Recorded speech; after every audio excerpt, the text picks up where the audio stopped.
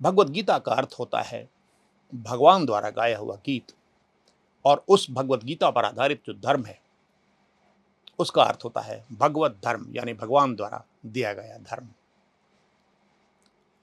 यह भगवत धर्म भगवान कृष्ण द्वारा भगवत गीता में आज से हजारों साल पहले स्थापित किया गया था, किंतु इसका वास्तविक समय अब आया है, जब लोग अधिक ज्ञान उद्दीप्त हो गए हैं और चीजों को समझने लगे हैं बुद्धि के माध्यम से भी। तो यह भगवत धर्म क्या है, इसके 5 मुख्य स्तंभ क्या हैं, आज मैं इससे आपका परिचय कराऊंगा। भगवत गीता पर आधारित भगवत धर्म का पहला स्तंभ है एकेश्वरवाद, यानी एक ईश्वर की उपासना। यह देवताओं को नकारता नहीं, उन्हें वैश्विक व्यवस्था में उचित आदर प्रदान करता है और सबों को प्रत्येक देवता का आदर करने के लिए कहता है। लेकिन उपासना देवताओं की नहीं, उपासना सिर्फ ईश्वर की। और ईश्वर सिर्फ निराकार नहीं होते, वह निराकार ईश्वर सृष्टि के क्रम में सगुण साकार रूप लेकर भी अवतरित होते हैं। तो भगवत धर्म में सिर्फ ईश्वर की उपासना होती है, या तो उनके निराकार रूप में या उनके किसी सगुण साकार रूप में। भगवत धर्म का दूसरा स्तंभ है एक शास्त्र, एक पवित्र पुस्तक जो जीवन का मार्गदर्शन करे, और वह पुस्तक है भगवत गीता, जिसे भगवत धर्म अपना गुरु ग्रंथ मानता है। गुरु ग्रंथ इसलिए कि इसके गुरु हैं भगवान कृष्ण, उनके मुख से ईश्वर की साक्षात वाणी इसमें प्रकट हुई है, इसलिए भगवान कृष्ण हमारे एकमात्र गुरु और भगवत गीता हमारा एकमात्र गुरु ग्रंथ। बहुत से गुरुओं के बीच, बहुत से संप्रदायों के बीच असंख्य धाराएं सृजित हो जाती हैं धर्म की, और एक धर्म बंटकर टुकड़े टुकड़े हो जाता है, उसमें एकता नहीं रह जाती। एक पुस्तक, एक सोच। भगवत धर्म का तीसरा स्तंभ है एक समतावादी समाज। जो भारत में रहते हैं और हिंदू धर्म के अनुयायी हैं, वो जानते हैं कि यह धर्म कितनी जातियों में बटा हुआ है, कितनी उपजातियों में बटा हुआ है, आपस में संघर्षशील हो गई जातियों में बटा हुआ है। क्यों? ऊंच नीच में बटा हुआ है। लेकिन भगवत धर्म में कोई ऊंच नीच नहीं होता, कोई जाति नहीं होती, और जन्म के आधार पर स्थापित कोई वर्ण भी नहीं होता, क्योंकि भगवत गीता स्पष्ट शब्दों में कहती है विद्या विनय संपन्ने ब्राह्मणे कविहस्तिनी शुनि चैव शुपा के च पंडिता समदर्शिना। जो शूद्र और ब्राह्मण को एक दृष्टि से देखे वही पंडित, वही ज्ञानी है।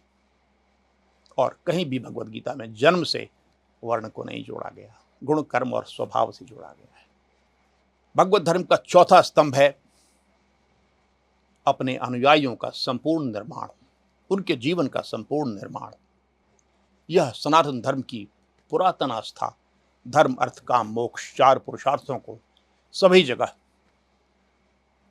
पुनर्जीवित करने का प्रयास करता है, और इनके माध्यम से अपने अनुयायियों का, उनके जीवन का संपूर्ण निर्माण करता है।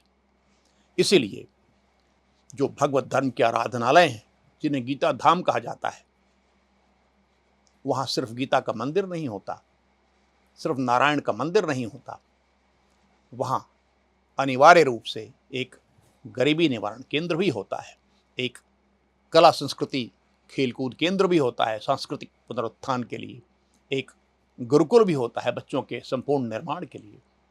इसलिए यह भगवत धर्म न केवल लोगों की आध्यात्मिक गरीबी दूर करना चाहता है और करता है, बल्कि उनकी सांस्कृतिक गरीबी, उनकी आर्थिक गरीबी और उनकी शैक्षणिक दरिद्रता भी दूर करता है। यह एक ऐसा विचार है जो किसी धर्म में आपको नहीं मिलेगा, चाहे भगवत धर्म की शाखा यहाँ हो या नाइजीरिया में हो या टोरंटो में हो या फिर हांगकांग में हो, सभी जगह एक प्रकार की व्यवस्था। और भगवत धर्म का 5वां स्तंभ है समन्वय योग, साधना का पथ स्पष्ट, बिना किसी संशय के। भगवत गीता ने ईश्वर प्राप्ति के और निर्वाण के 10 मार्ग दिखलाए हैं। उन सभी का मिश्रण करके एक भगवान ने समन्वय योग बताया है, परिउपासना योग बताया है। परिउपासना का अर्थ होता है हर तरफ से उपासना, चारों ओर से उपासना, हर प्रकार से उपासना। इन सबको मिलाकर इसका एक सुंदर संतुलन बनाकर जीवन को व्यवस्थित करने से बहुत तेजी से निर्वाण के, मोक्ष के, ईश्वर के पथ पर प्रगति होती है। तो यह इसका 5वां स्तंभ है, समन्वय योग। समापन करने के पहले मैं आपको ये बता दूं कि यह धर्म वास्तव में एक यूनिवर्सल या सार्वभौम धर्म है। यह किसी भी देश के और धर्म के लोगों को म्लेच्छ नहीं कहता, जैसा कि पारंपरिक हिंदुत्व में कई धाराएं कहती हैं।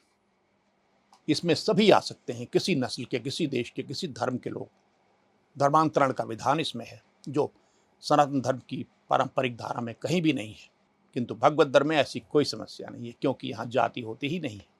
हमारे गुरुकुलों में और हमारे समुदाय में हर जगह शूद्र, ब्राह्मण, वैश्य, क्षत्रिय ये पहचान भूलकर एक भगवत धर्मी बनकर रहते हैं। जो भी इस धर्म में धर्मांतरित होगा, जिसे धर्मारोहण कहते हैं, वह किसी जाति का नहीं होगा, किसी वर्ण का नहीं होगा, वह शुद्ध भगवत धर्मी होगा।